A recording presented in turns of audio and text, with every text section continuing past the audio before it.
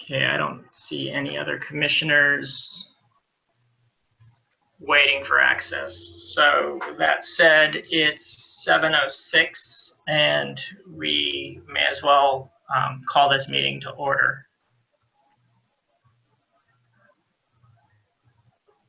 So it's good to see everyone or hear everyone, whatever the case may be.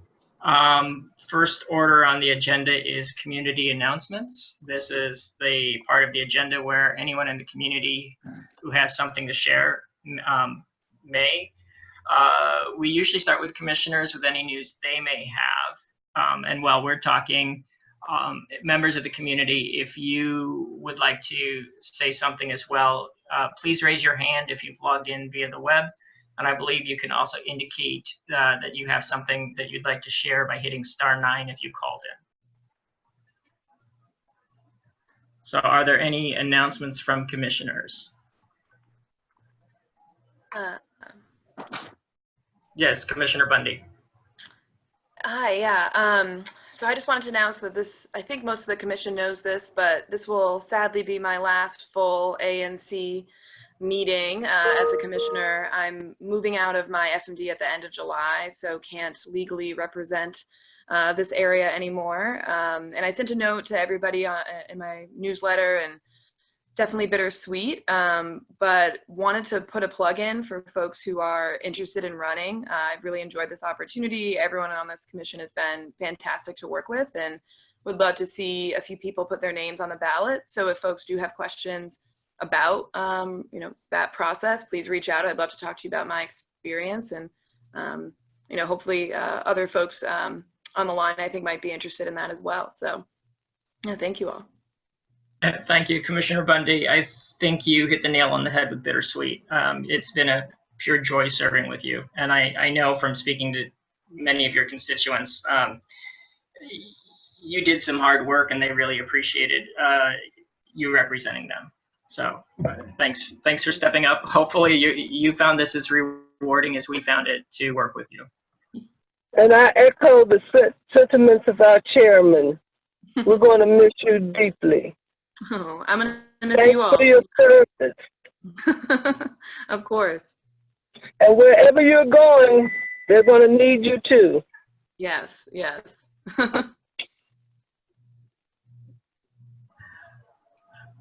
Okay, are there any other announcements from commissioners?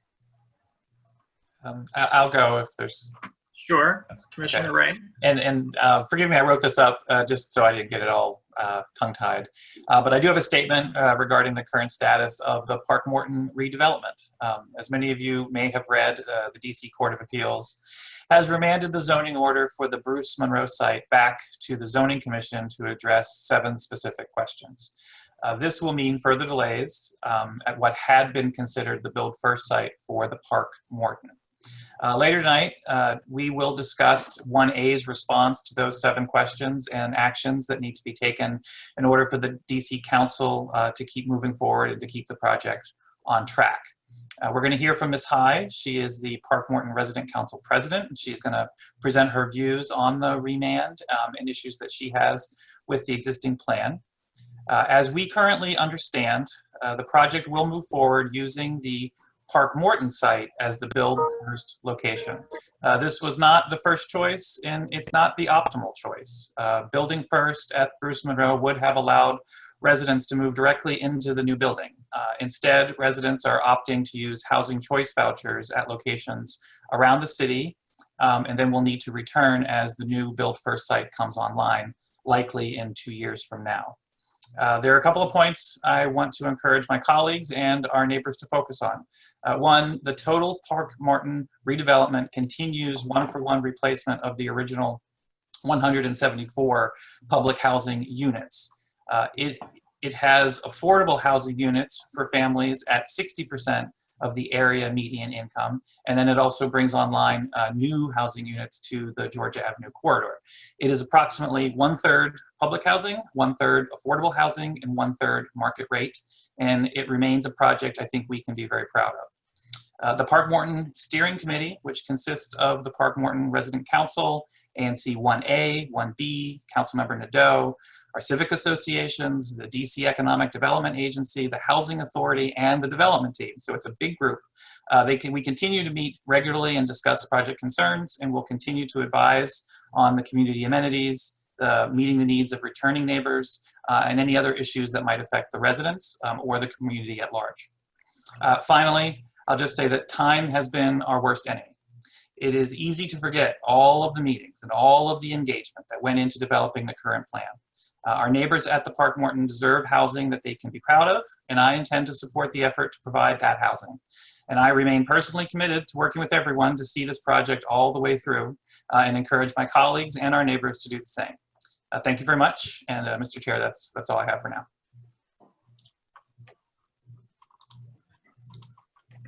Okay, thank you, Commissioner Ray. Are there any other announcements from other commissioners?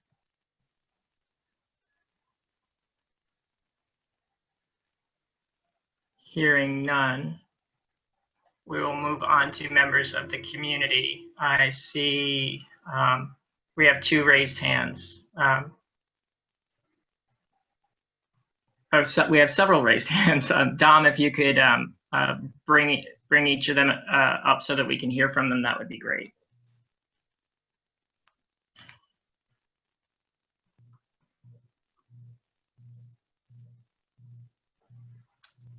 I think actually, Dom, don't start with Ms. High because she's on the presentations list, so we'll bring her up because she gets 5 minutes as opposed to the 1.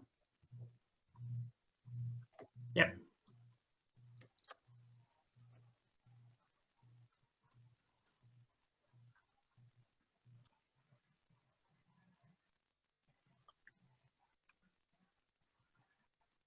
Okay, did Judson Wood, were you elevated to be able to speak? Yes, I was. And good afternoon, everyone. My name is Judson Wood. I live in 1A06, which is currently Angelica's district. I live at the corner of near the plaza on 1360 Kenyon, and I will be running for the commissioner's seat here in 1A06. And I just wanted to introduce myself briefly, just say born in DC and raised in Tennessee. Background as a prosecutor in Chicago, then I moved on to the American Medical Association and American Psychiatric Association. So I have a lot of background with criminal justice and mental health and substance use disorders that I think would be valuable especially for the people living in our plaza. But I'm equally interested in creating more green spaces for the community and help get rid of some of these rats. And I'm excited for the opportunity to get to know you all better and to serve the people in our little corner of Columbia Heights. So I hope to meet with most of you hopefully before November and then continue that work as we go forward throughout the year in the next 2 years. Oh, thank you for the introduction. It's good to meet you virtually. Great to meet you as well. Okay.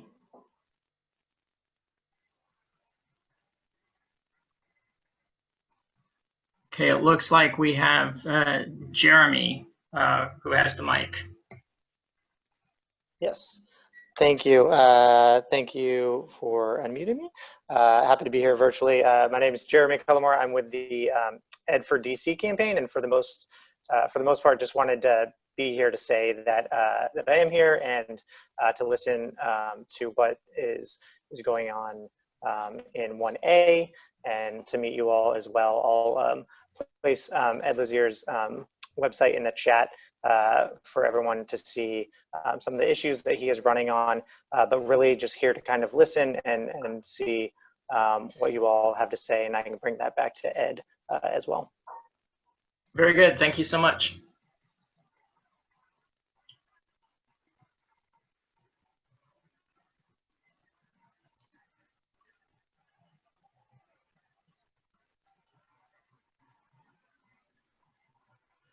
And Bob, I believe you're live.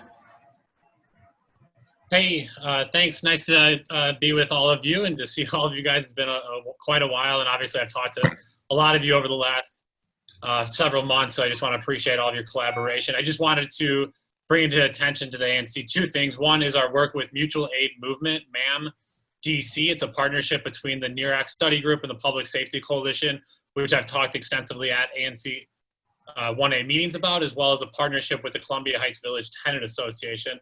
MAM DC has now grown to provide about 3,200 meals a week, along with 50 to 100 bags of groceries, as well as produce distribution, as well as engaging a lot of our community members. We have about 15 offline volunteers that do virtual work, and we have about 20 to 25 in-person volunteers. The thing that I would just want to stress is that the crisis for a lot of our community members is not going away with the coronavirus, and the government's pulling back a lot of its coronavirus support, and we were using that support to address the crisis on top of crisis on top of crisis. We have about 30,000 residents in Ward 1 living below the poverty line, and that money is going to dry up because the coronavirus has been eased, or it's been slid back a little bit. So I just would really love your guys' support, and I'll drop in the text box if anybody, our neighbors are out there listening, if you guys want to engage in mutual aid work in the distribution process and fundraising, which we really need right now.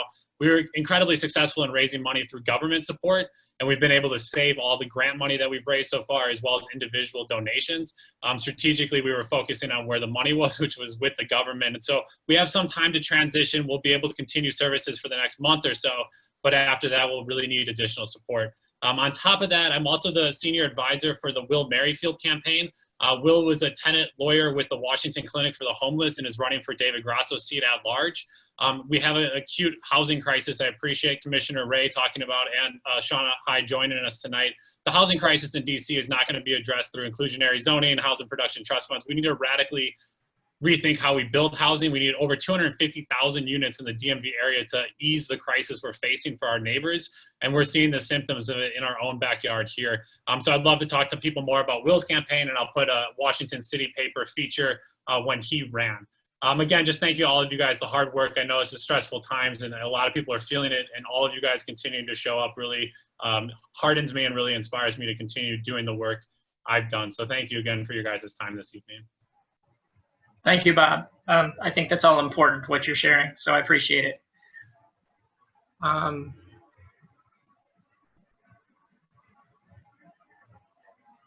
Okay, it looks like whose ever phone number ends with 439, you appear to have the floor.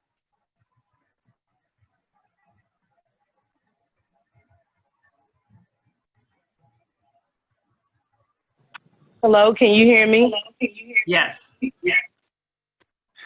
Hello, my name is Ms. Shante. Hi, I'm the council at Park Morton's president. Good evening, everybody, and thank you for having me to my ANC 1A board.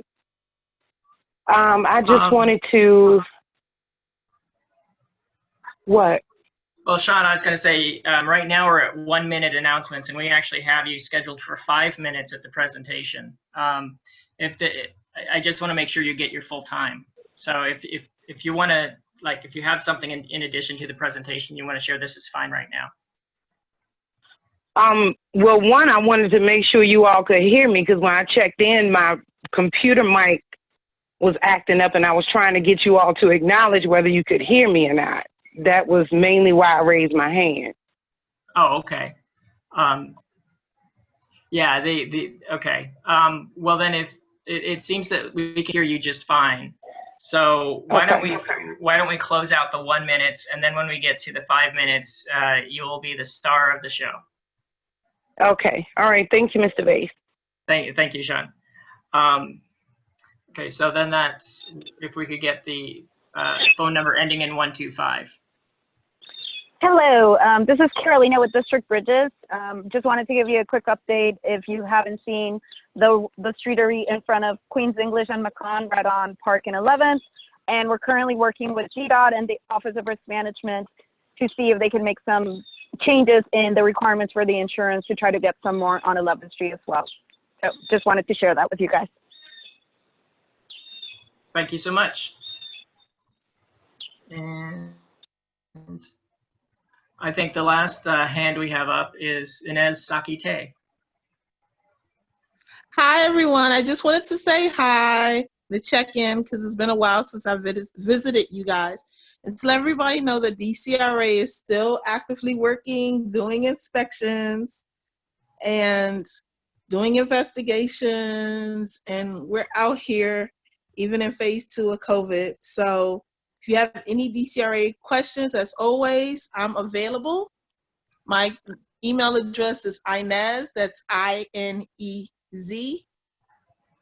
.Saki, SAKI -tay, TAY, @dc.gov. So please do shoot me an email or a line if you have any DCRA inquiries or questions. Thanks. Well, thank you so much. I know that I don't, I know I give you plenty to work on. It's all good. I will say we should catch up individually. I don't want to consume our meeting time on these individual issues, but I'll try to schedule some time with you individually. Do any other commissioners have a question for Inez while she's here, since I know DCRA is like an essential partner for all of us? I just will also add that thank you for all the hard work you've done on many aspects in my community, and I will be following up on an outstanding issue with you tomorrow. But thank you for all the work, and thanks for staying on for so many years. It's nice to have that consistency. Ditto. Hi, Inez. This is Commissioner Brown, ANC 1810. Thank you for joining our meeting today. As similar to Commissioner Miller, I'll be bugging you pretty soon. I'm in conversations with the Moker's office about a particular property in my single member district and would love to loop you in. So thanks for being here. Thank you. As always, you have my phone numbers and email, so please do reach out. Thank you, Inez. Okay, I don't see any additional attendees waiting to speak at this time, so we will move on to committee reports and then go into presentations. Starting with the Education Committee, Commissioner Miller, do you have something you'd like to share? Thank you, Commissioner. I will say that this past month, we hosted the Junior Achievement Program that will be coming into the 3149 16th Street location. It was well attended. We will be having a meeting in July just to sort of wrap up this past budget season. We're just sort of waiting for the chips to fall. If anybody's been following, a lot of the asks that we have pushed forward, out of school time, mental health supports in schools, more supportive programming and violence interrupters in our community, they were really lifted up in this year's budget, and we're still in that process. So we're still hoping that they'll be lifted up even more. I think, as Bob pointed out, we're pulling back on what little we were doing, and it wasn't enough to begin with. So it's something to keep in mind and something that we will keep supporting and pushing for. And July will sort of take a moment to sort of suss through or sort through all the dust and figure out what our next plans are moving forward. And also, I just wanted to let folks know, especially any parents that might be in or anyone who's not clear on what's been going on, there has been no official determination on what going back to school looks like for this coming fall, at least with DCPS. Charters, some have made announcements, some haven't. So there's a lot that's still up on the air. As a parent of two kids, one is a rising middle schooler. I just want to say to everyone, you know, I feel it. We're all feeling it. If you have any questions, if there are needs and concerns that you need to have lifted up, please let me know. We're sort of putting together amongst parent groups and with advocates, lifting up these conversations so our leaders know what we're dealing with on our level, because at this point we're taking on a big burden of educating our kids, and it was tough for 3 months, but not knowing what that future looks like is even more difficult. So I'm happy to carry on that conversation with anyone interested. Thank you, Commissioner Miller. Are there any questions for Commissioner Miller from other commissioners?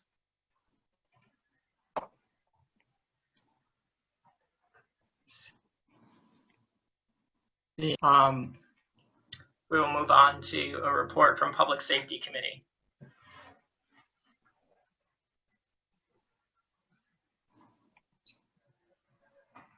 Hi, this is Commissioner Bonneau. The Public Safety Committee met on June 1st, and our focus in June was to learn more about our mutual aid groups that are supporting our vulnerable residents during this challenging time. So really appreciate Bob joining today's meeting so you could hear about MAMDC. We also spent time with representatives from the broader Ward 1 mutual aid group as well. So would definitely encourage everyone to think about how you could directly or financially support these efforts if you're able to. I know our ANC is revisiting our budget with that in mind as well. So I'm really appreciative of that. In July, we are in discussions to have representatives from Community Mediation DC join us to talk about conflict resolution and de-escalation techniques. And we have a tentative meeting scheduled for next week, but we may be pushing that back depending on calendaring needs. And so I apologize if that's not more concrete tonight, but we'll be sure to communicate that broadly as soon as that's confirmed. Commissioner Castagnon, is there anything you'd like to add? No, just super thankful though to Bob and the Ward 1 Mutual Aid Group for joining us, and the minister, I can't remember, Minister Bradley, I think it was. I don't know who invited him to our meeting, but it was so perfect that he was invited because he's just right down the street, the 13th Street Church Park, or 13th Street Church. And he joined us and it was just great. And I plan on having more conversations with him about what's going on in the community. So whoever invited him, thank you, that was perfect. Thank you, commissioners. Are there any questions for either Commissioner Castagnon or Bonneau? Hi, this is Commissioner Edmondson. Layla, Commissioner Bonneau, could you tell me again who is going to be doing the de-escalation and conflict resolution? What group is that? Sure. The organization is called Community Mediation DC. We're still identifying who from the organization will be leading that conversation. But yeah, I can share more details with you. If I can take a moment to say, since this is public safety, I failed to say it during the announcements. So any of my Meridian Street, Center Street, Oak Street folks on the call that have been working with me for the past 2 months, consumed with what's going on with, we did it. Meridian Street is now officially cleared of loiterers. The problem has, just for today, hopefully been resolved. So thank you to the community that really came together and put pressure on everybody to make that happen. Thank you. Thank you for that news, Commissioner Edmondson. Okay, moving on. Is there a Transportation Committee report? Just briefly, last month we had a great meeting with members of Councilmember Nadeau's office there to answer questions regarding council action in response to COVID-19 and transportation.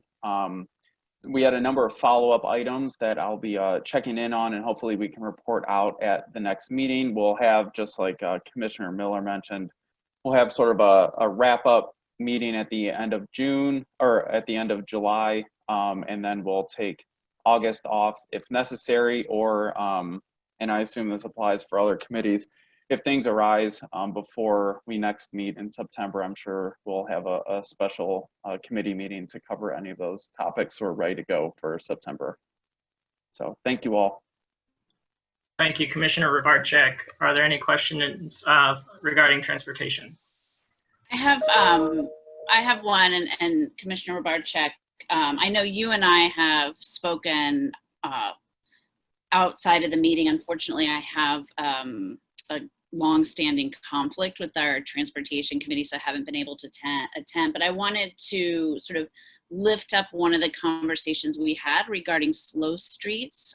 For those who haven't been following the shifting maps and the additions, we are adding one on Newton from 14th down through 19th, heading west.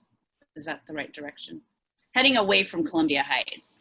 And I have requested that we consider Monroe Street, which, as you know, has several childcare and uses along that corridor, as well as ending with or as well as having a playground. Commissioner Robarczyk, I know that that it was brought up and there were a lot of conversations. I'm wondering if you could just give a little bit of a summary on what you found out and what we've discussed. Yeah, so, sorry, I'm pulling up my notes right now.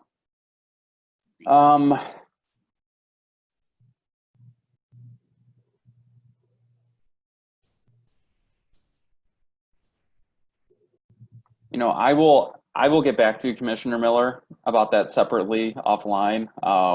Going through my notes, we spent a lot of the time discussing council legislation and how that fits in with the slow streets. Mm-hmm.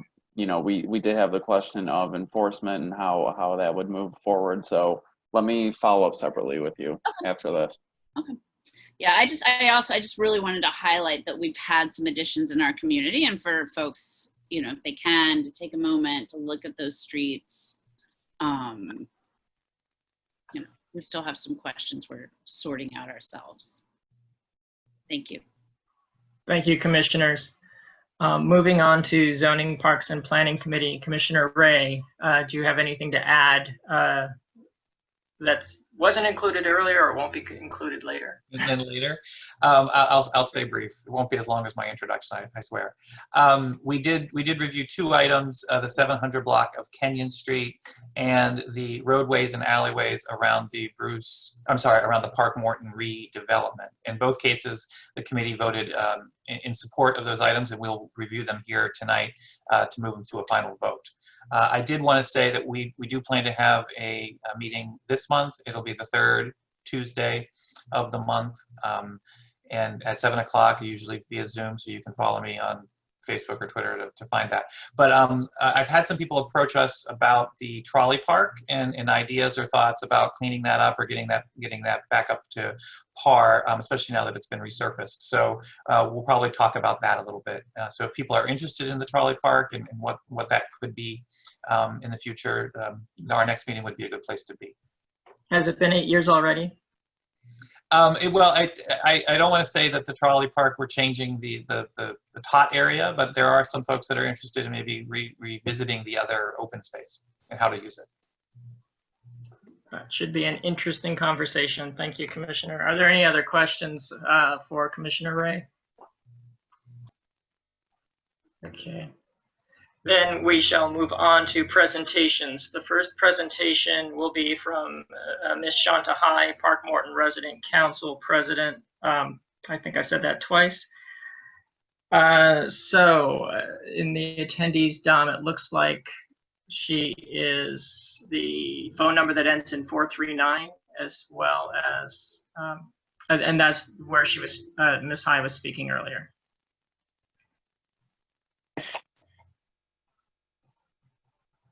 Ms. High, are you on? Hello. Oh, good evening, everybody. Thank you, ANC Commissioner Board, for having me. And thank you, panelists, for joining. I'm calling because I wanted to review some footnotes with you all. And I wanted to make reference to the Park Morton Equity Plan that I sent to you all recently that coincides with the decision of Bruce Monroe. The Park Morton Equity Plan is an alternative plan to the original for these circumstances. As we well know, that Bruce Monroe had to be remanded back to the zoning committee. So I prepared the Park Morton Equity Plan, and to kind of give an alternative for, in case that parcel didn't fall in our favor. The council at Park Morton is asking for your support with the Park Morton Equity Plan, as it is a viable and implementable plan. The redevelopment team and DCHA have decided to move forward with the demolition of Park Morton despite the lack of a Bill First site. Park Morton residents are in desperate need of the REN right now, as many of them have already been moved and displaced due to DCHA, DMPED, and the redevelopment team's negligence, their lack of compassion and planning as they move families swiftly and quietly, mind you, off of this property. In order for the redevelopment to be successful, the Park Morton Equity Plan must be effectuated in its entirety. You have to implement all the services that goes with the Park Morton Equity Plan. So if there's anybody who has not received it that is interested in receiving it, please email me and I will attach that to you and get it right out to you. We would greatly appreciate the ANC board, the ANC Commissioner Board's assistance in this espousal of the Park Morton Equity Plan into a new and equitable resolution. And I'll be open to answering any further questions or having a discussion in detail about the PMEP, which stands for Park Morton Equity Plan, on a Zoom conference. And thank you all again for having me.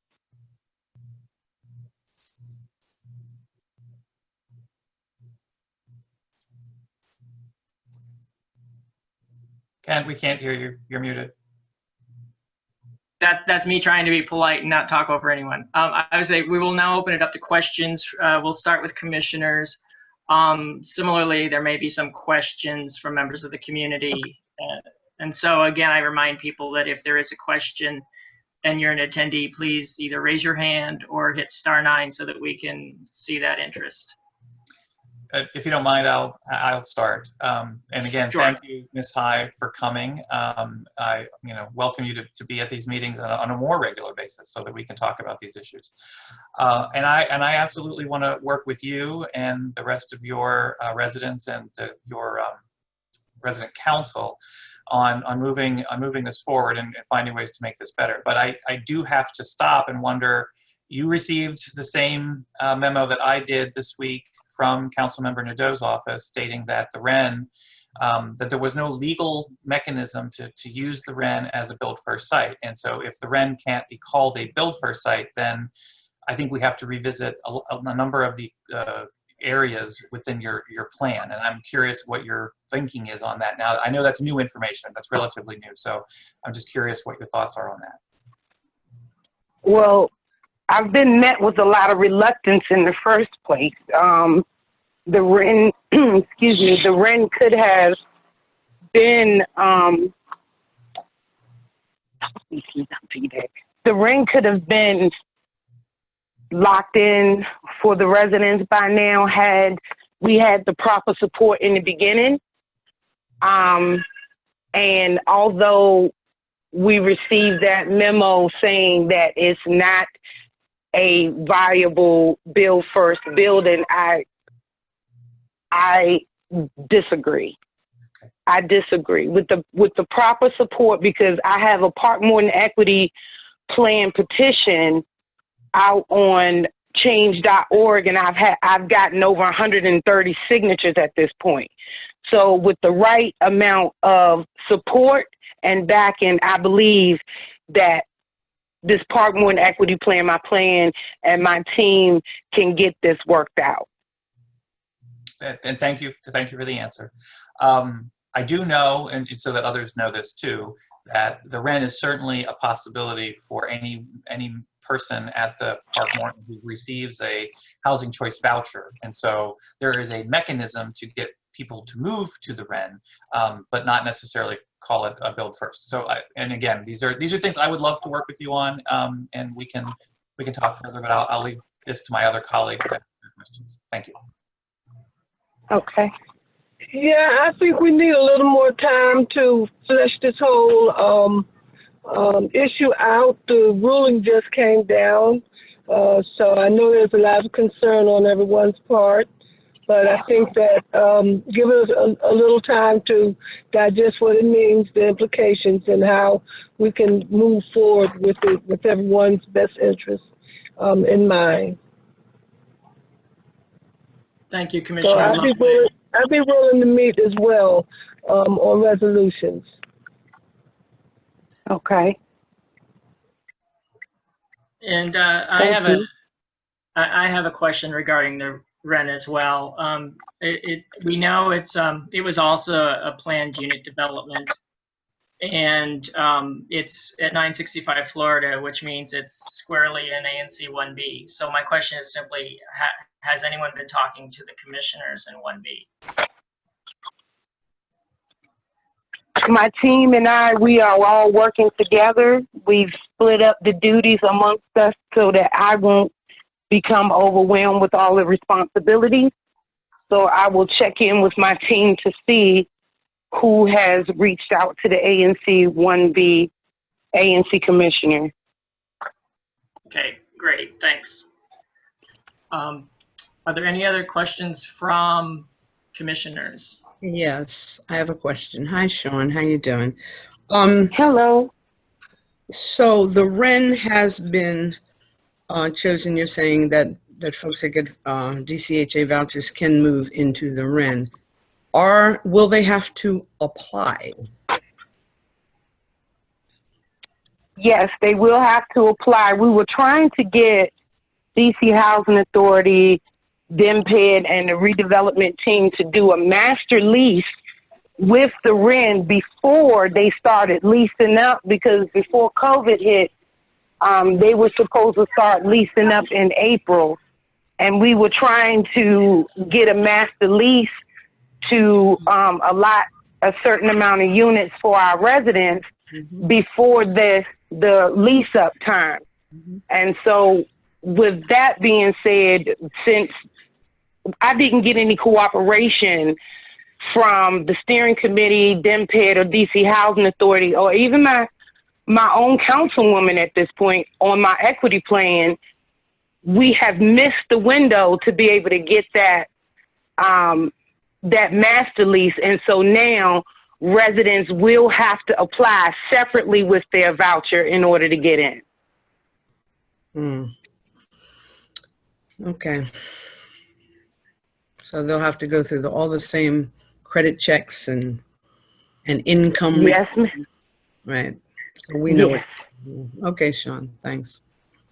And we know, honest to God, and I didn't mean to cut you off, Ms. Teresa, but we know what's going to happen if we don't get a master lease. At least, well, I was asking for a minimum of 50 units. That's not a whole lot considering the amount of units that were built within the REN. And it's possible to get a master lease. DC Housing Authority and DMPED has done it multiple times. This is why I said the Park Morton Equity Plan is an implementable and very viable plan.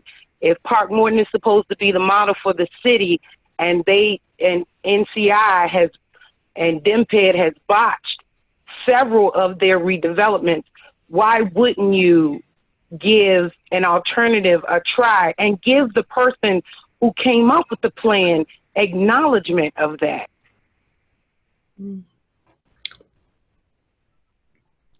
I agree with you, and I am familiar with master leases in the city, and yes, you're absolutely right, it can be done. So that's kind of unfortunate. Sorry that didn't happen for you. Thank you. You're welcome.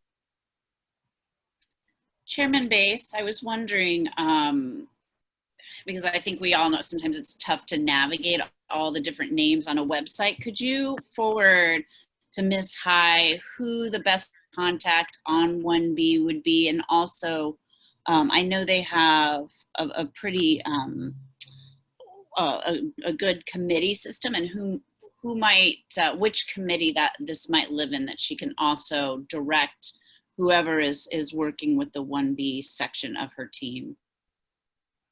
Sure, I could share the information of the chair, the SMD commissioner, and the committee chairman. I'm happy to share all of those. Thanks. Thank you.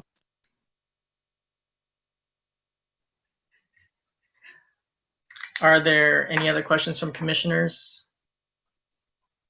If not, I see that Mr. Jordan has his hand up with a question.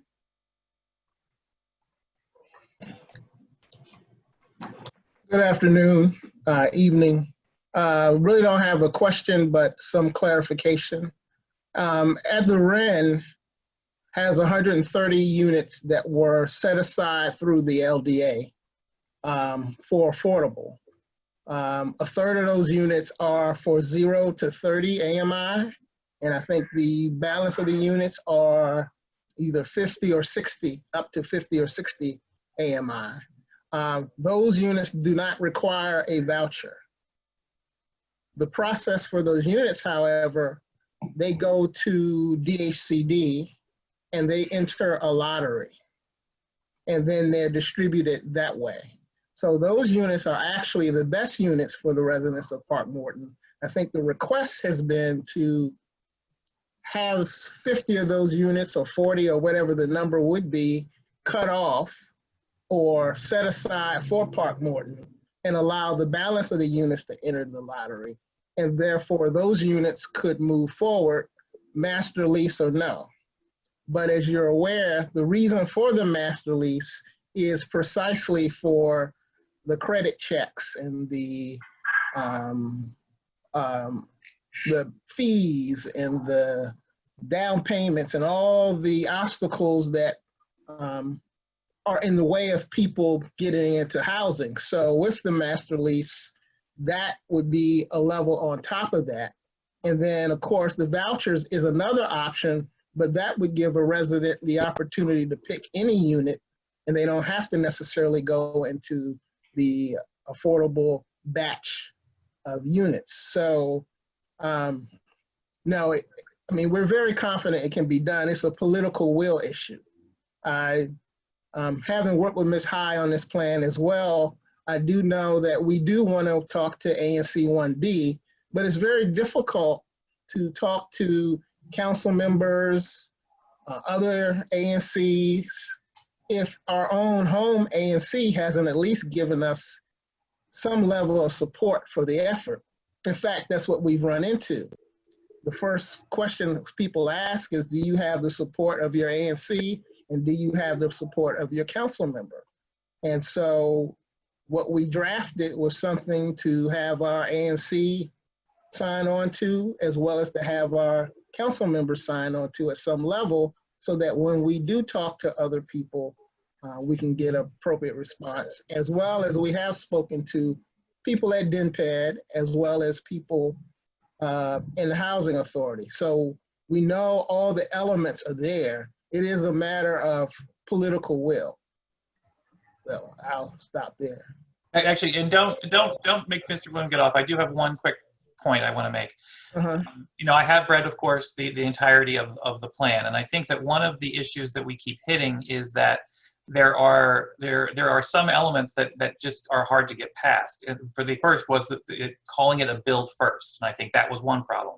It also mentions the HUD Section 13 statement, and you know, from what I understand, a letter was submitted and HUD did not respond to that. So again, I would really like to work with you guys, but I think there are elements that we have to work on in order to try to move this forward. And that, you know, the REN isn't going to fill up tomorrow. It's a pretty big building, but I get that time is of the essence. Right, but I would respond to that. I don't know if, so part of it is you ask for what you want. I mean, this is not you all don't have the ability to approve anything. The plan is aspirational. Of course, we're not going to get everything that we want or desire. In fact, we didn't ask for everything that's wanted and desired, but there is there's some practical things that have to be in place in order to get where you're trying to go. The purpose for mentioning the HUD, I think it's section 13 or 18, I think it's 18, and TOPA, is that TOPA is a process that the city uses that already exists. It just happens to exclude, it doesn't exclude public housing. It's just never been applied that way. Section 18 is a HUD rule. HUD did not respond. You know, Trump's government hasn't responded to a lot of things. So we're not going to do statehood because Trump's government doesn't believe in statehood. I mean, of course not. So again, that's, you know, to me is besides the point, is that I think you have the elements. Of course, they need to be refined. Some of those things we've already looked into, but if you present everything, then it's even more overwhelming. We tried to pick the key things and set the conditions to say that nothing that we're asking for in the plan is beyond something that the government and agencies haven't seen or been similar to. It's not out of the blue. It's just, can we implement it in this case, and what changes would have to be made?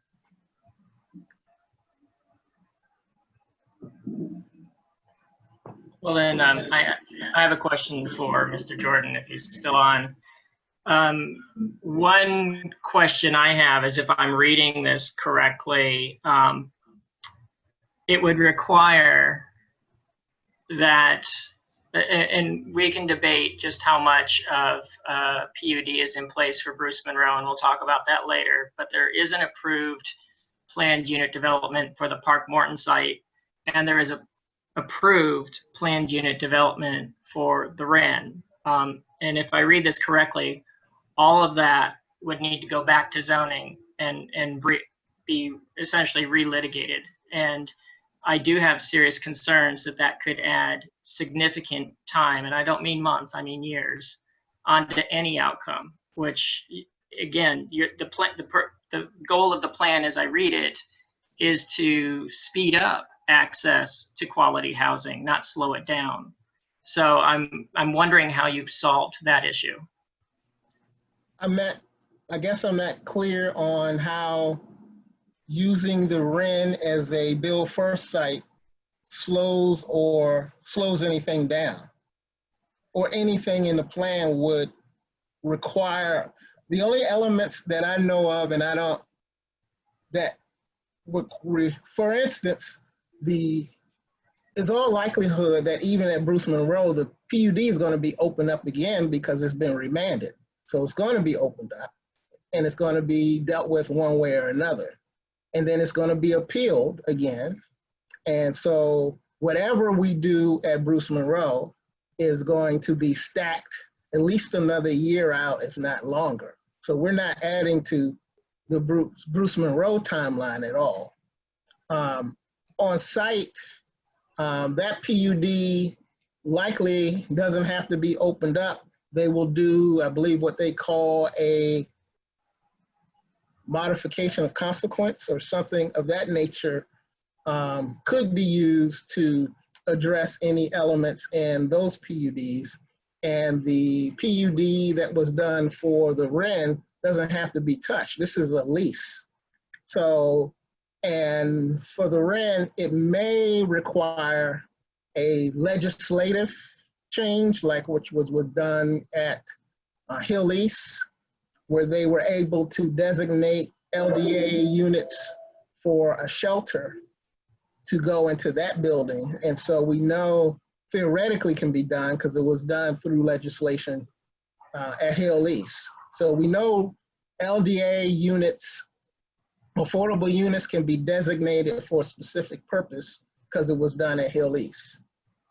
So it may require the council to act, but they can act through emergency legislation. They can include it in the budget, actually, since it doesn't have a budget impact.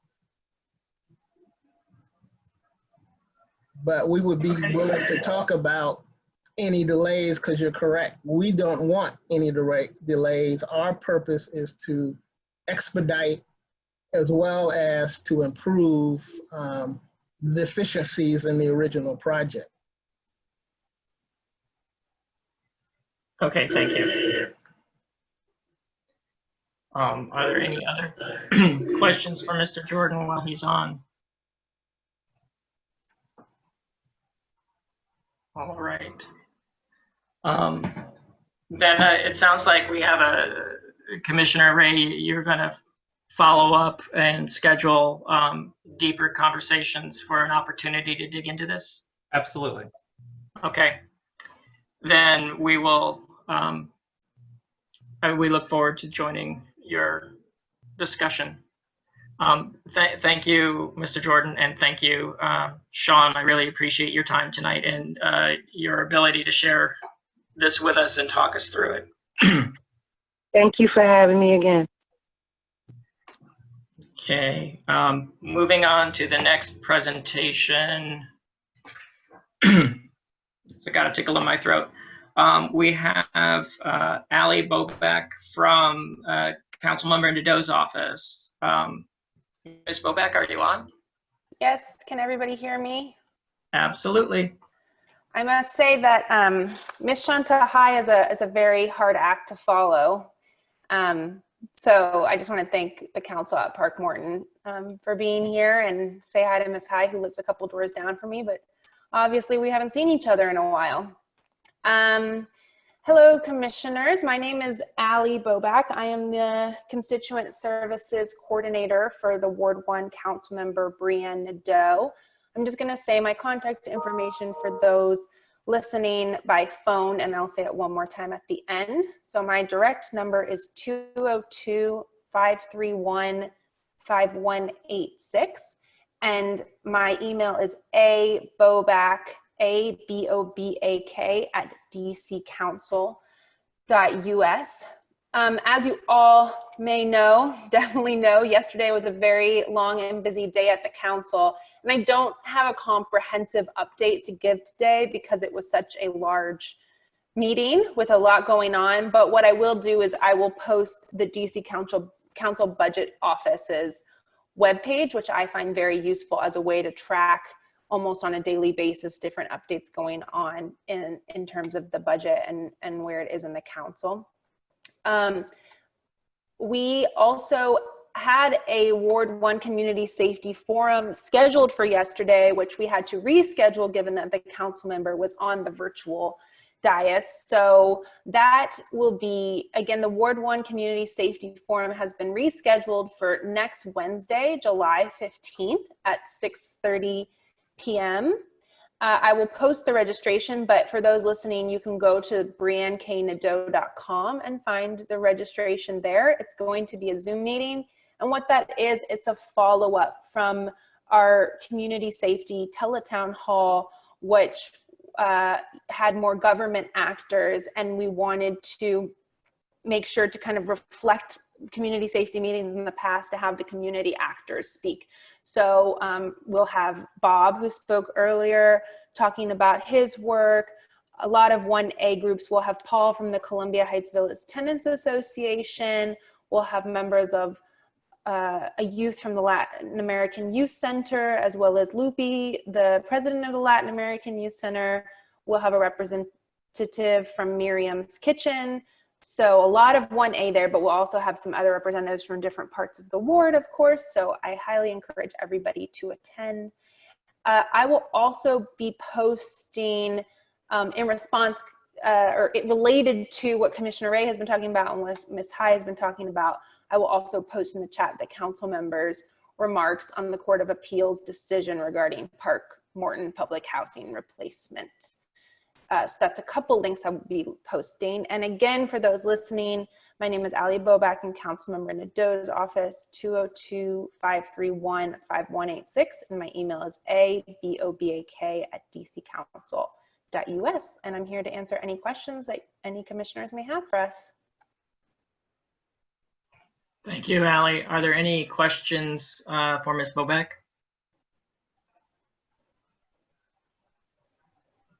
Seeing none from commissioners, are there any members of the community that have a question for Ms. Bobak? If so, raise your hand or hit *9. Seeing none, it looks like you get to enjoy the rest of the meeting with the rest of us. Well, I'm here if you need me, and thank you very much for having me. Absolutely. We'll move on to Cynthia Tercios, the Ward 1 liaison to the mayor's office, our MOCR. Is she? Hi, good afternoon. Can you all hear me? Yes, we can, Cynthia. It's good to hear you again. I mean, good evening. I keep getting my times mixed up. Hi, everyone. My name is Cynthia Tercios. I'm with the Mayor's Office of Community Relations and Services. I'll go ahead and share my cell phone number as well as my email address. My cell phone number is 202-553-8032, and my email address is firstname.lastname@dc.gov. So that's CYNTHIA.TURCIOS@dc.gov. So I just want to go ahead and share some updates on what's going on around the city at this time. So as many of you know, DC began the phase 2 of reopening as of June 22nd. So some things have shifted from what phase 1 looked like. One of the major changes has been mass gatherings are now considered 50 or less people. So gatherings of 50 or less people are permitted at this time in outdoor settings or indoor settings, depending on what the venue's capacity is. And if the venue's capacity is less than 50, it's working at 50% of the capacity of the venue. But more details on mass gatherings can be found at coronavirus.dc.gov. Also, the self-serve kiosk in Ward 4 for your vehicle emissions check is now open. So if you need to go ahead and do that, you can get it done faster at the self-serve kiosk rather than going to the DMV, but you can still go ahead and schedule those appointments as needed. I also want to share that COVID-19 testing sites are still open throughout the city, and new testing sites have opened. So the Ward 1 sites are still at Engine 11 on 3420 14th Street and at Engine 4 at 2531 Sherman Avenue, but some other places have opened throughout the city. So the Pennsylvania Baptist Church, the Trinidad Recreation Center, and Judiciary Square in Anacostia are still sites that are performing COVID-19 testing. And at this time, if you would like to get tested for antibodies, you can, but they are appointment only. So to schedule an appointment for antibody testings, please call 1-855-363-0333. Those locations are Canal Park on 200 L Street Southeast and the Tacoma Recreation Center, which is closer to Ward 1 at the 300 Van Buren Street Northwest site.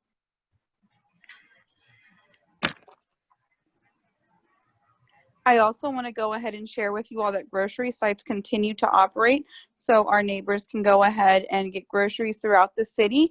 But the location that's open in Ward 1 on Tuesdays and Fridays is at the Columbia Heights Educational Campus. So that's where Bell Multicultural High School is and Lincoln Middle School. You can go ahead and pick up your groceries for free anytime between 12 p.m. and 2 p.m. Again, that's only on Tuesdays and Fridays, but there's other sites open throughout the city on other days of the week. And I know that the Columbia Heights Plaza was referenced earlier. Just want to go ahead and share some updates with the commissioners that I've been working with the Department of Behavioral Health as well as the Department of Health, just trying to figure out how we can further assist our neighbors. I know DBH Mobile Crisis Unit has been out there a lot more often, considering it's a lot hotter, and we've been in heat emergencies. So for our neighbors that are out there and need further assistance because of the heat, they've been providing those resources. And then at this time, I know that legal status has become a concern for some. So we've been going ahead and exploring further avenues on how to support our neighbors that want resources that are immigration related. And on Meridian Place, just want to share that I've been working with Commissioner Edmondson on it, and I'll share further updates with her. But I've also been in contact with the One's office on working on getting Meridian Place as an area of focus during the next fiscal year. So that would be starting in October. But as soon as I have an update, I'll go ahead and share that with Commissioner Edmondson. And I also want to remind people to continue putting in 311 requests for anything that you see that shouldn't be around your neighborhood. So that's anything like illegal dumping, parking enforcement, tree services, street light repairs, anything in between. And feel free to email those to me and I can go ahead and escalate them to the appropriate agencies. And again, my email address is cynthia.tercios@dc.gov. And if there's any questions I can answer at this time, I'm more than happy to do so. Thank you, Cynthia. Are there any questions from commissioners? I have Quiet bunch tonight. I have a question for Cynthia. Hi, how are you? I'm good. How are you? It's been a while. I know. I wanted to follow up on some emails I've been sending over the last couple of weeks discussing the opportunity to have COVID testing at some of our senior buildings or senior rec centers. This, you know, my understanding is that they can cut ahead at the line or in the line at the firehouse. However, what I'm hearing from seniors, some of whom are in buildings where there have been cases and deaths, that walk is even a challenge for them to get. So I'm wondering if there is an option, if there have been any further discussions on possibly getting that testing where our seniors are. For sure. Thank you for bringing that up. So I have shared that with my leadership team at this time, and they are in communication with the Department of Health. And as soon as I have an update, I'll go ahead and loop you in on that. Okay, thank you. Thank you for that question, Commissioner. Are there any other questions for Ms. Tercios? Are there any questions from members of the community? I had a question. Oh, sure. Commissioner, I didn't see you. Cynthia, I have two questions. One is, have we reduced the number of meal sites, like hot meals for students? I know we do the grocery distribution at some of the school sites, but I'm wondering if over the summer we have reduced the number of hot meal sites. And second question, are crisis intervention officers still a thing if we call 911? And how are they different from a regular police officer? So I'll go ahead and tackle the first question. I don't believe that the sites for hot meals have closed, but I'll go ahead and email you a full list. I'll email the ANC an entire list of all the sites that are open throughout the city, but I don't believe that they've gone down. I know that there are specific hours for it, but they should be open, but I'll go ahead and send you that information. As for the MPD critical response, I'll get back to you with that as well, because I know that each unit deploys them in different places and they have a different amount of officers that fulfill that role. So I'll also get back to you with that information. Thank you. Thank you. This is Commissioner Bonneau, and I don't have a question. I just wanted to say thank you because our MOCR contacted me during outreach with our fire and emergency management system team prior to the 4th, and it was just really great to see you all out in the community. I've put in a number of 311 requests out on very hot walks with my dog, and they have all been responded to in a really timely manner. And so just want to say thank you. Thank you, Commissioner. Thank you so much for that. Yeah. I will say we seem to be fortunate up in 1A. I think the last 2-3 MOCRs we've had have been extremely hardworking. So I would like to echo Commissioner Bonneau's gratitude, because you really do help all of us be far more effective than we would be otherwise. So thanks for that. It's a pleasure always working with you all. And Commissioner Bundy, I'm sad to hear that you'll be leaving the neighborhood, but hopefully we'll still work together at some capacity. Definitely. Okay, are there any other questions, comments from commissioners? Let me scroll through. I don't see any, and I don't see any questions from members of the community. So thank you, Cynthia. I don't know if you'll be able to stay with us for the entire call, but you are always welcome to stay as long as you can. Yes, I'll be on the call. Thank you guys for letting me present. Thank you. We can now move on to administrative matters. Commissioner Rabarczyk, could you take the roll call? Yes. Commissioner Bonneau. Present. Commissioner Edmondson. Here. Commissioner Rybarczyk here. Commissioner Goldschmidt. Here. Commissioner Miller. Here. Commissioner Castagnon. Here. Commissioner Bundy. Here. Commissioner Bass. Here. Commissioner Ray. Here. Commissioner Brown. Here. Commissioner Love Wade. Present. Commissioner Clock. Present. We have quorum. You know, that's sad. That's 12 for 12, and it's the last time it's going to happen for a couple months.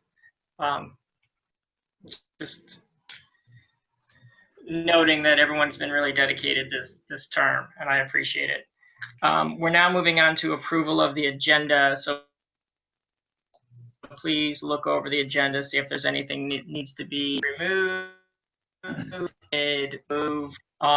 For my part, I will say that I'm going to suggest that official business number 4, which was mine, the letter to the council regarding deficiencies in the full lead line replacement. I have not had a chance to draft that letter. This little thing called the remand came up and consumed time. So I'm going to request that we remove that and put it onto the September agenda. It's not timely, so the delay is not going to impact anything, and that will give me time to do the research and draft the letter that is needed. I second. I would also, pardon me, Commissioner Lovewood? No, I was wondering if that's the point where we would approve that recommended change or wait until the whole agenda. We will approve the entire agenda at one time. Does anyone else see anything that needs to be moved, added, switched around?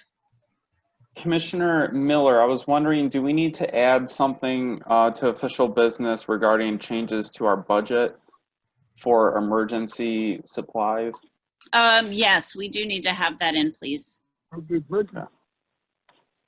We need, I'm sorry, you know what? I guess I imagined I saw it near the QFR. I do need an amendment. Yeah, no. Yes, I need a request to amend our FY20 budget, which everyone should have received a narrative of those updates. Okay. Since it's not currently on the agenda, do you mind if I put it as item number? Okay. Do you mind if I put it as of the official business? Because I suspect it will not. Just in case there are any questions. Sorry, you cut out. It will not. Oh, I would say, since it won't take, I suspect it won't take much time to have that conversation, but I don't, since it's not, it was not listed on the consent agenda, I'd rather not add it there. So I was going to, the first item of official business, it will not take much time, if that's okay with people. And then the other recommendation I would have is switching out agenda items 2 and 3 and reversing the order. I think the conversation about the streets is going to be a shorter conversation than the response. But if people want to leave the order, that's fine too. That's a suggestion, but I'm not moving to do that. No objection on my part. Okay. Does anyone else have something that they've noticed? Excuse me, for point of clarification, we're going to add to the action item agenda emergency fund. Right. Commissioner Miller said that we need to amend the budget to allow us to use ANC funds for community uses in response to the pandemic, etc. And since it is a budget amendment, I thought it would be best to put it on the official business right at the beginning and allow her the opportunity to explain to us so that we could vote to amend the budget. Okay, thanks. You're welcome, Commissioner. So unless there's other changes, which I'm not hearing any, the consent agenda has not changed. The first item on official business will be the budget amendment. The second item will be BZA case 20304. That will be followed by the closing of the portion of of Morton Street Northwest, etc., for the Park Morton redevelopment plan, followed by the response from zoning case 1611, and that's it. So I would move to accept the budget as amended. Is there a second? Second. Thank you, Commissioner Clark. Moved and seconded. All those in favor say aye. Aye. Aye. Aye. Aye. Any opposed? Any abstentions? Then it is unanimous. Thank you all. Moving on to the consent agenda. We have 4 items there. The first one is approval of the prior minutes from June 2020. Expenses to Commissioner Rybarczyk for the monthly Zoom webinar license for July and August. The third is approval of the quarterly financial report for FY20 quarter 3. And the last is the letter to the Deputy Mayor of Education and DCPS regarding 3149 16th Street. Is there a motion to accept the consent agenda? So moved. Is there a second? Second. Moved and seconded. All those in favor say aye. Aye. Aye. Aye. Aye. Aye. Aye.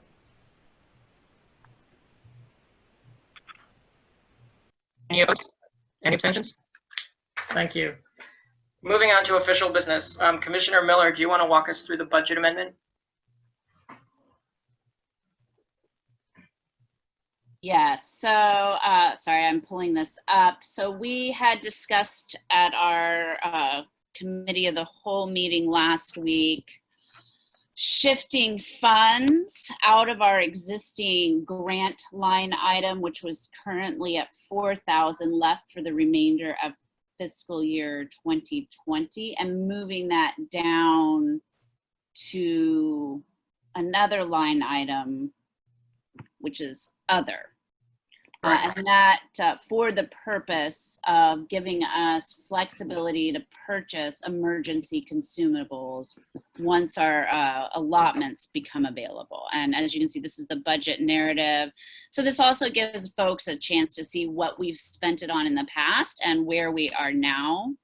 And so what I would be asking is that we would update, we would be shifting 3,000s, which would 3,000, sorry, I almost said pounds, apologies, dollars from our grants, leaving us with $1,000 on that line item to hand out as grants and increase our other category by 3,000, which I need to pull up real quick. Sorry about that.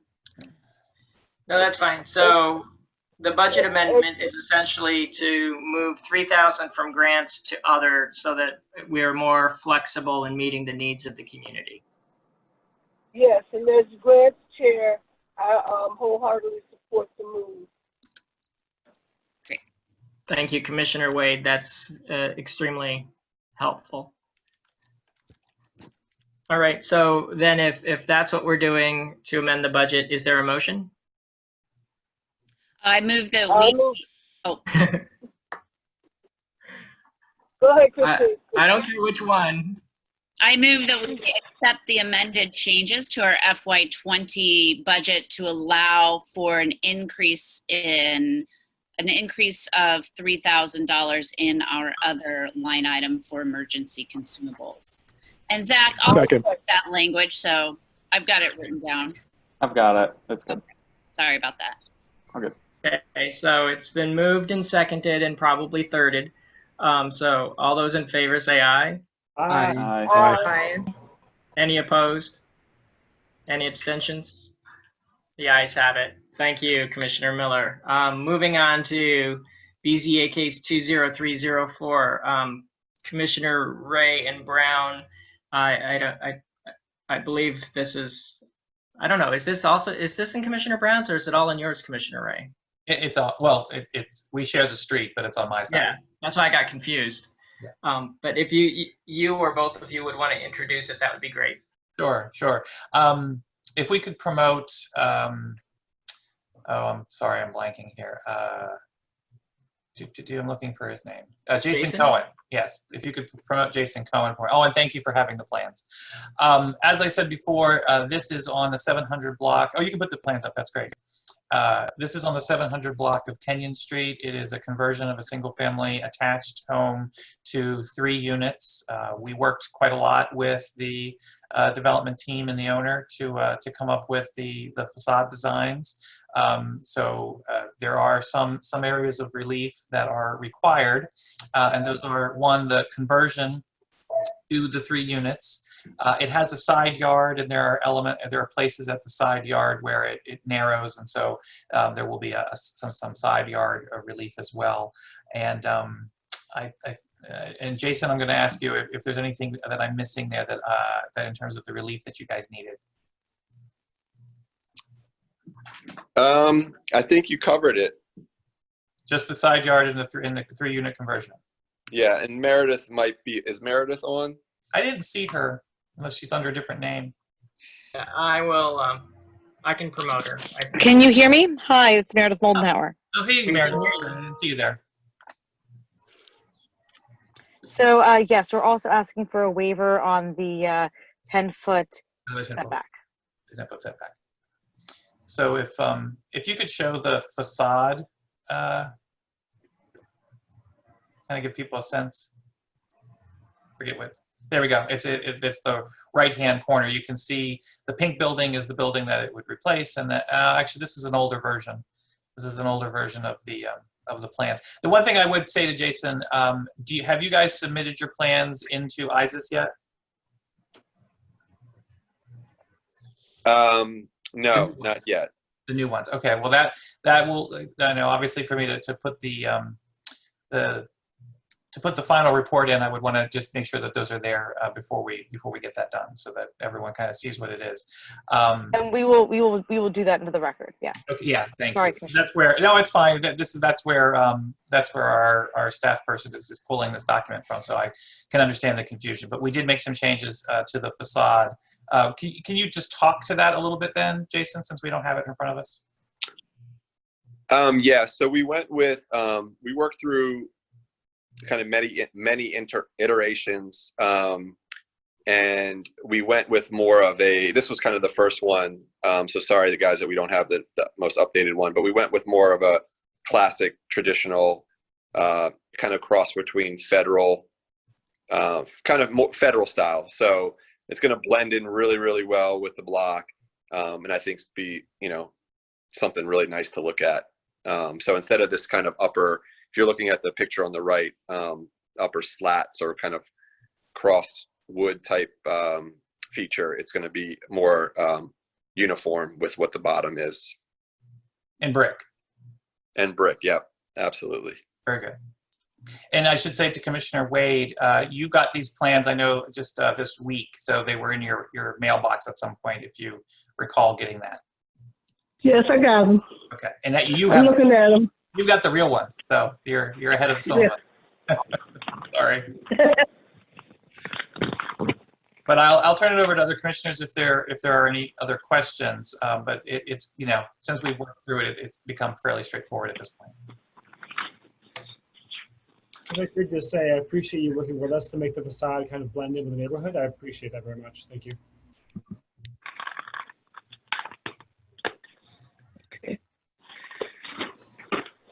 Commissioner Brown, can you confirm how many parking spaces are attached to this development? Yeah, hi, Commissioner Brown. So there's 2 full spots in the rear, as well as an extra 5 feet for trash bins, so that trash and parking can be all within the property.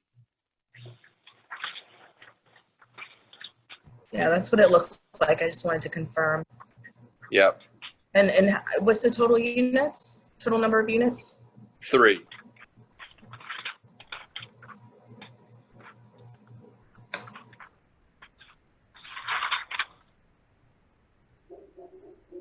Any other questions? I don't know if we have anybody online that had a I can't see anymore now. Oh, maybe I can if I do it this right way. I don't see any hands up, so I'm assuming that the community is probably pretty comfortable with this at this point. Well, it's the ANC commissioner for the area and the chairman of our zoning commission has no problem with that project. I guess it's okay. I mean, we just keep adding to density, but sure. Well, I appreciate that remark, as I've said before, and we're going to have one in the future that we are going to have some questions. I appreciate it when they're able to meet the most of the requirements. This doesn't have, this meets the parking requirement. The setback actually is pretty modest. The next door neighbor is in full support of it. In fact, they're probably planning to do one that's just as deep. And it's on a block where it's not a really heavily populated block, so that's kind of in our favor. There will be some coming up, I can tell you, that are not going to meet all of those requirements. And so we are going to have some, I think, that are a little less easy to pass. But this one I can do. So with that, I'll make a motion that we that we support this application and the areas of support, or the areas of relief that they need. Second. I don't know if we've lost our chair. Oh, I said second. Oh, you did. No, I know. I'm just saying we may have lost the chair, Vice Chair Wade. So you may need to continue the meeting. Oh, okay. So it's been moved and probably second. The vote. Any questions? No questions. All right. All in favor? Aye. Aye. Aye. Any opposed? Any abstention? The motion carries. So I'm on my phone and I couldn't do both the agenda and the blueprint. So thank you, commissioners. Have a good night. Thank you. What's next on the agenda? Yeah, give the chair is getting back in. He needs to be promoted, it seems. He may be on the phone. I don't. Is Kent still off the line? At the moment, give it just a second. Sorry. No, I'm back. I just need to. I just had to switch computers, of all things. There's two of you. We made it through without you. Vice Chair Wade did an excellent job. There's two of me, right? Yeah, no, I heard that. I appreciated it. I think that's what happens when you have a lot of experience on the bench, right? Yeah. Thank you for filling in. Turn the chair back over to you, Mr. Chairman. Thank you so much. The next item on the agenda is the support for the closing of a portion of Park Morton Street, a portion of Morton Street Northwest and portions of the public alley system as part of the Park Morton redevelopment. Commissioner Ray, would you like to walk us into that? I will, and just in case there are questions, if we could promote Aspasia, A-S-P-A-S-I-A. She's the project manager for this project. I don't know if we brought any of the exhibits along, but this is really fairly straightforward. And again, the zoning committee did review this and was in support. But as part of the normal PUD process, the roads and the alleys going through and around the Park Morton part of the redevelopment have to change. And in fact, one of the very first things that would have to be done in order to move the project forward is to create a new road that kind of goes along a piece of a current alley that connects the Park Road section to the Morton Street section. And so a piece of legislation will have to go to the council in order to affect that change. And so we are weighing in on doing this. It's pretty much, I would say, procedural in that it was all discussed in the PUD. It was all approved in the PUD. We are not changing anything from the PUD. We're just simply saying that we are in agreement that the council should move forward when necessary to affect that change. And with that, I guess I'll just ask if anyone has any questions.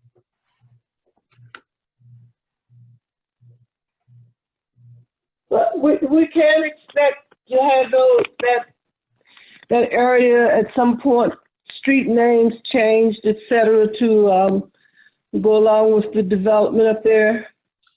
Yeah, correct. The street names would be we're in the PUD. They're pushing. Right. Yeah, they're suggesting Luray, a continuation of Luray Place, and a continuation of 6th Street, and then Morton will become longer. It'll just become a longer road. But those are the names. Okay. Okay. Thank you. And while we're waiting to see if any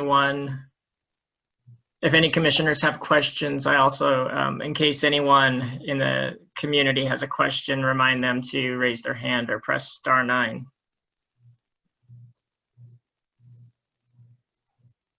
All right. Well, I'm not seeing anyone with questions, so is there a motion? I would move that we adopt the resolution as drafted. It does need a couple of names placed in the draft that I circulated, but it's effectively all there. Second. Okay, moved and seconded. All those in favor, I'll say aye or raise your hand now that I can see everybody. Aye. Aye. Aye. All right, that is everybody. Thank you. Well, just to close the record, any abstentions? Any in opposition?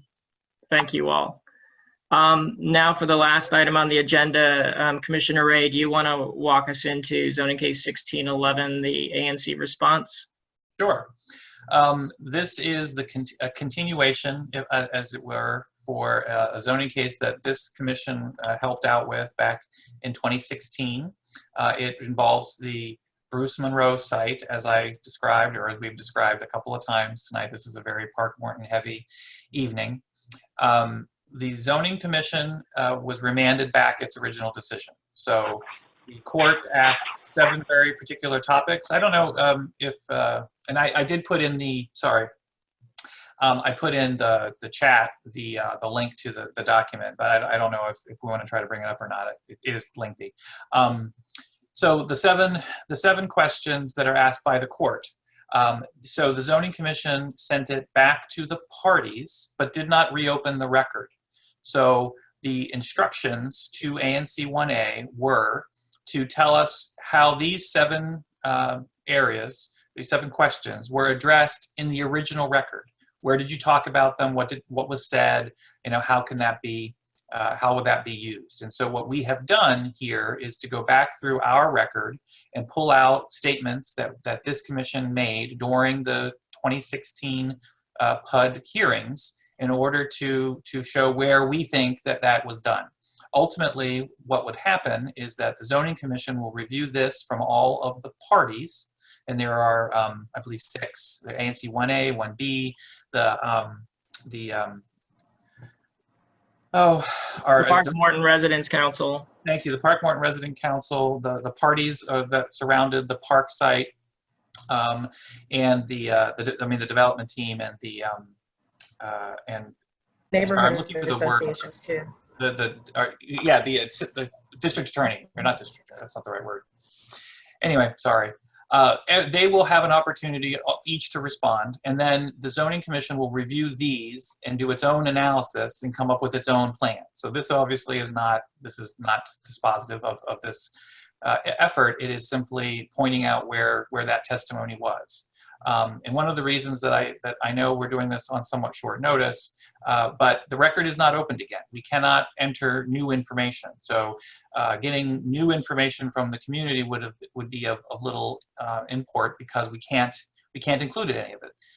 So with that, I'll leave it for those of you. I'm hoping that everyone had a chance to read it, but I'm happy to try to answer questions. I know Commissioner Bass was very instrumental in pulling a lot of this together too. So, happy to kind of walk us through it if you think we need to.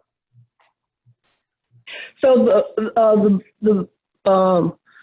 the bulk of it is that we can only address those questions that were asked of us by the court. Did they give us a timeline by which we had to have our responses in, even though they did not open up the review period? The end of this month. The end of this month. Yeah, so, July 30th. Correct. By July 30th. Yeah. Okay. So will we have to vote on these questions tonight, the answers tonight, in order for it to be eligible? So we would either have to vote on it tonight, or we would have to try and notice a special meeting and get back together again and do it again, because we can't wait for our next normally scheduled meeting. Okay.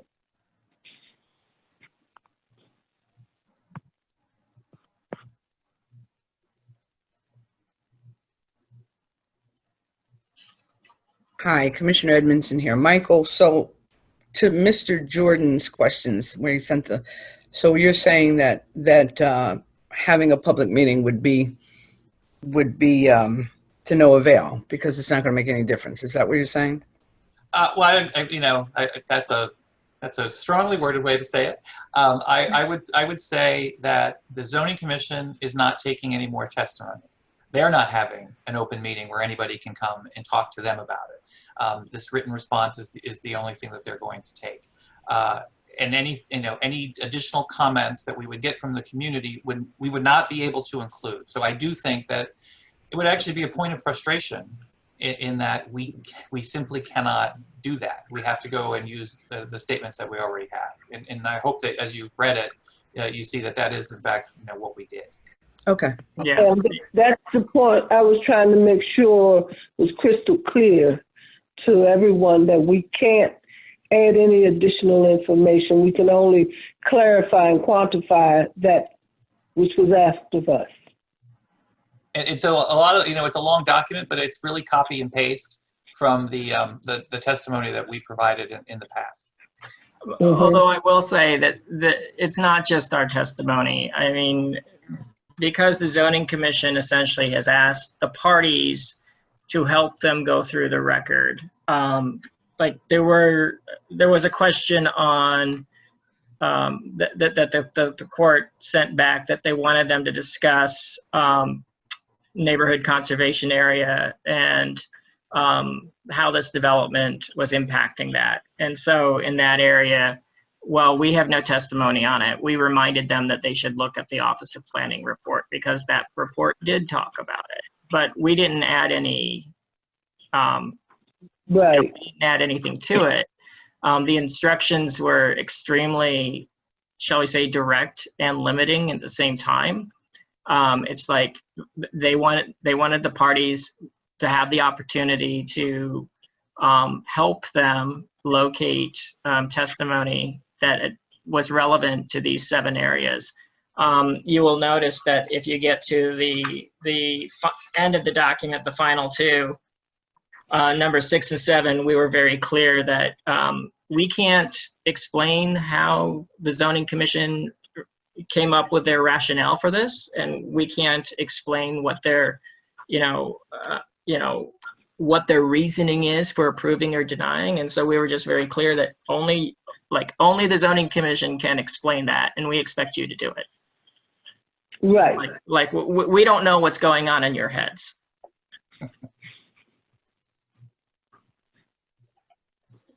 But yeah, I mean, if there was a special meeting, this document wouldn't change because what's in the record is what's in the record.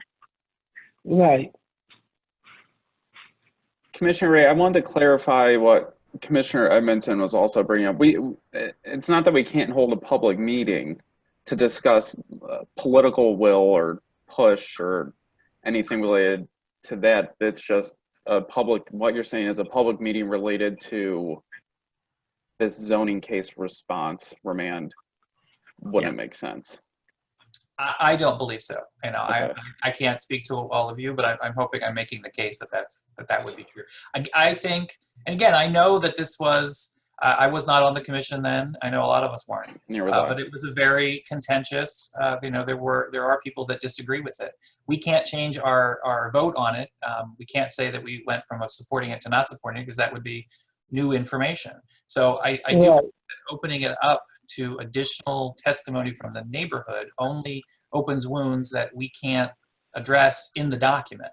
Now, as we talked earlier today, I am very interested in working with the Park Morton folks on how they can move forward, maybe with you know, with leasing down at the Wren through whatever mechanisms they can, so we can have those kinds of conversations. Okay, so two different. Okay. Two different. Yeah, those are two very different. Yeah. People. Got it.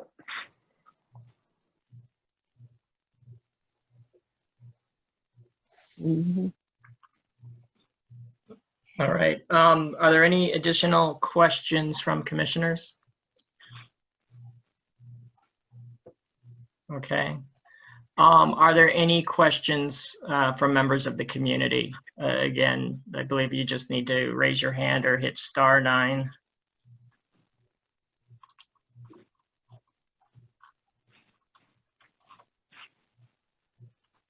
I don't know if you can see Mr. Jordan raised his hand. Okay.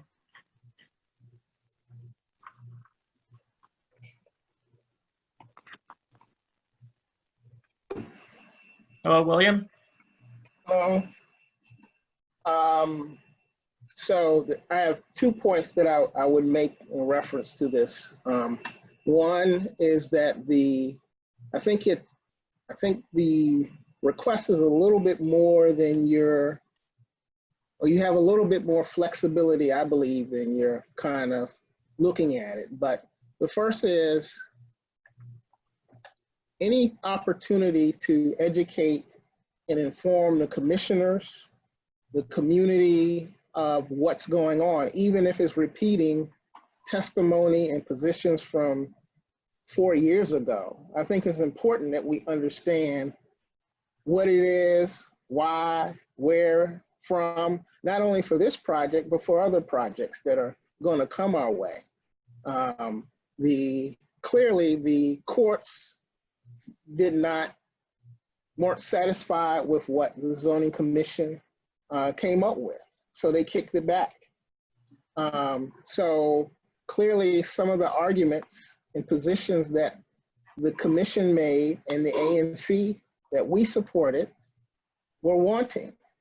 And I think it said you cannot create new evidence, but it said go back and review the old evidence and affirm what your logic is, your position, and what the commission has done. And I think there are a couple issues that I think the commission needs to look at. And if it wants to punt on this particular issue, that's fine. But I think one of the things that the court did raise, and that had to do with the whole concept of conservation districts, and that relates to infill development. So one of the things, the dynamics that's at play in the city is a shift in the comp plan and reasoning from infill development, where you take into account more the community that exists, to basically, I guess, more of an urban renewal policy where you're completely restructuring communities to fit, or neighborhoods to fit, a future condition. And so part of what's going on with the comp plan is weighing the trade-offs of those kind of things. I think the other thing the courts flagged is that what the zoning commission did was to take 90% or so of the respondents' case, and they didn't quite rubber stamped it, but they just kind of took it and pushed it forward and didn't do the level of analysis. That's kind of what the court said. It's because you copied and pasted so much of it, we took a deeper drill into what's going on. So one of the issues, I think, and I think you all tried to address it, I just really got a chance to read through part of it tonight, so I haven't made any sense of what you all are responding to is, you know, building, I guess, a 9-story building next to 2-story, across the street from 2-story row houses, to kind of dismiss that as, oh, they set it back a little bit. I think we need to think through that a little bit. I think the example I think I saw in you all's response was that the avenue worked fine with the small units next to it. I don't think that's the case. I think what we've seen is that that building without setbacks, you know, people are crowded on the sidewalks. People are constantly complaining about people loitering and hanging around. That building, for example, did not include a community room, which was promised to residents. It did not include a computer room that was promised to residents. So the building technically fit, but it really didn't serve its purposes. The fact of the 27 units in that building that were set aside for Park Morton residents, only 8 initially got used.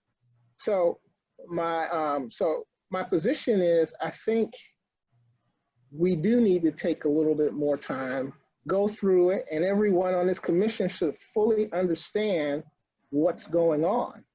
Whether we change it or not, the commission should at least should understand this like the back of their hands, and many of the community members should be able to understand these issues well. And even for the educational purposes, I think we should take the time to do it. So that's really my stance. I don't think this is something we just send through, and just because it may open some wounds, the wounds are going to open.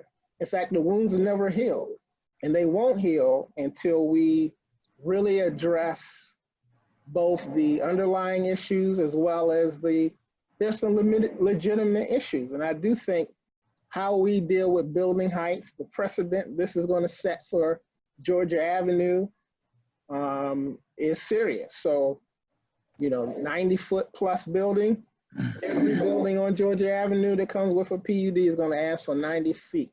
So if this is what we're setting for Georgia Avenue, we should be very clear on what that means. So William, that does not get back to the base, which is we can only respond to those issues that the court put back to the zoning commission and our impact there. We can't push forward. We can't make 2016, 2020.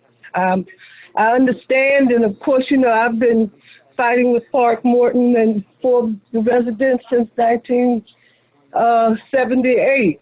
I've been working up there very diligently. But as much as we'd like to address those issues, and that they should still be addressed, and that there's probably avenues for which we can address them, I don't believe in my heart that this is the appropriate vehicle. And I guess my response is, I don't believe you know that. So, we're saying that. I don't believe that's the case. However, the commission needs to do what it thinks is best, but it's hard for me to believe that on an issue as important as this, that we get a letter that we finally get to review right before the meeting, and, oh, okay, everything's cool, this is all we can do. And then, to hear even the commissioner's discussions that, well, I didn't see a lot of confidence, but if you all are confident, then that's fine. That's just my position. I don't think that's the case. And I want to appreciate what you're saying, because on one hand, you were 100% correct in that the court found that they took 90% of the appellant's information and just put that into the order, and that is problematic.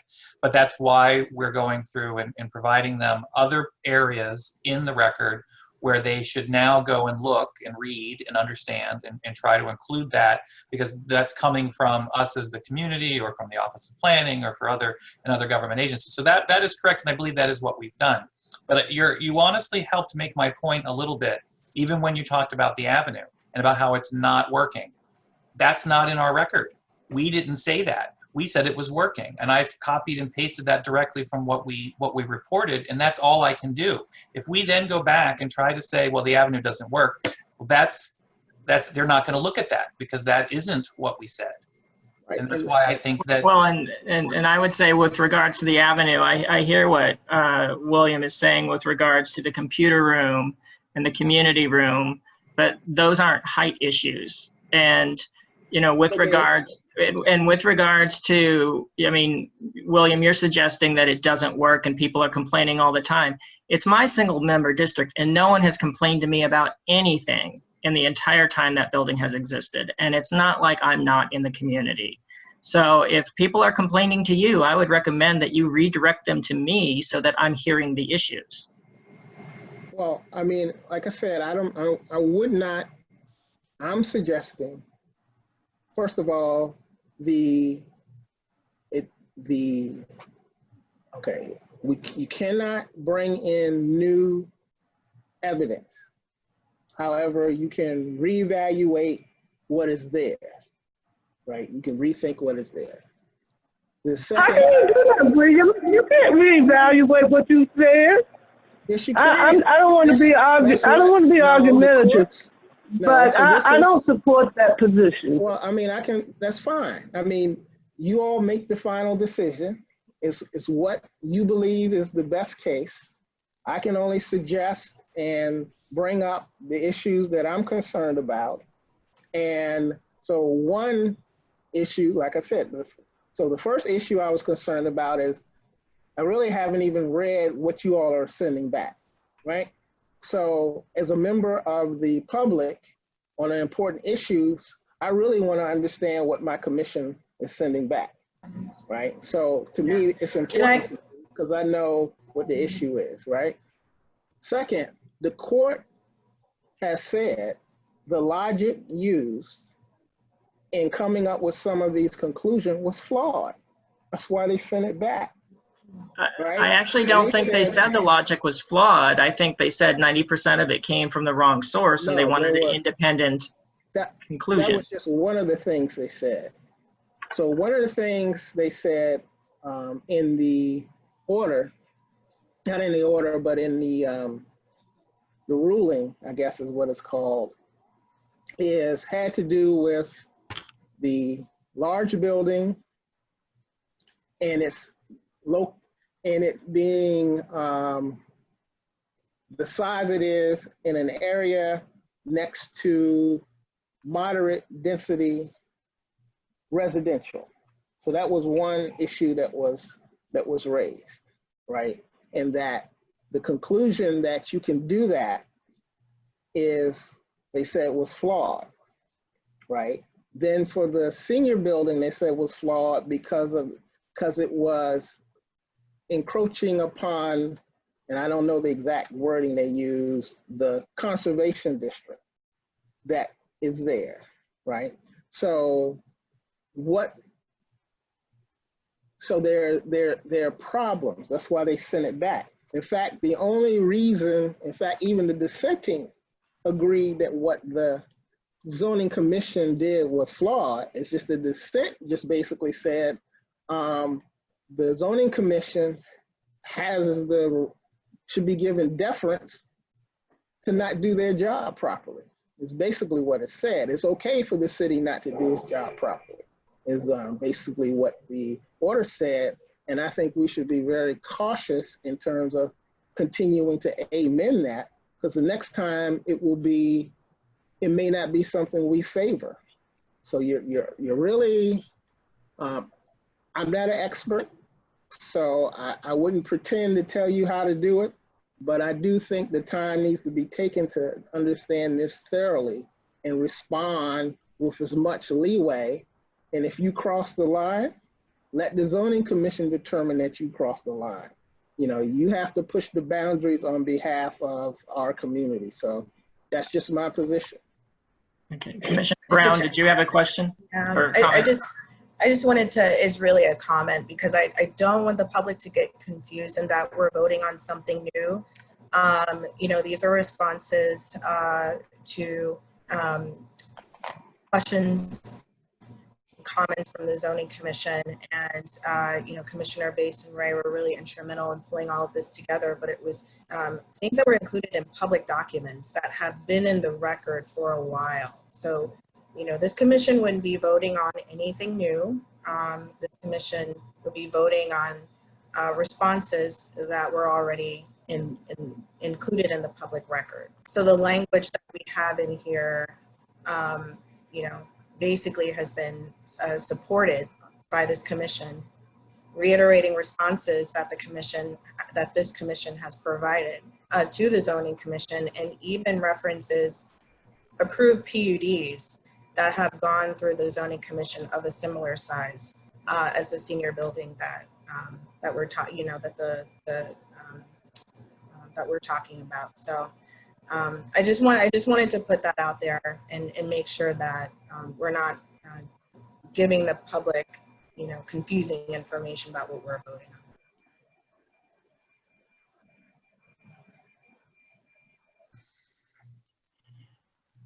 So are there any other, well, sorry, I'm taking over, Mr. Chair. It's okay. I was just going to look and see if there are any other members of the community who had raised their hand, and I do not see any.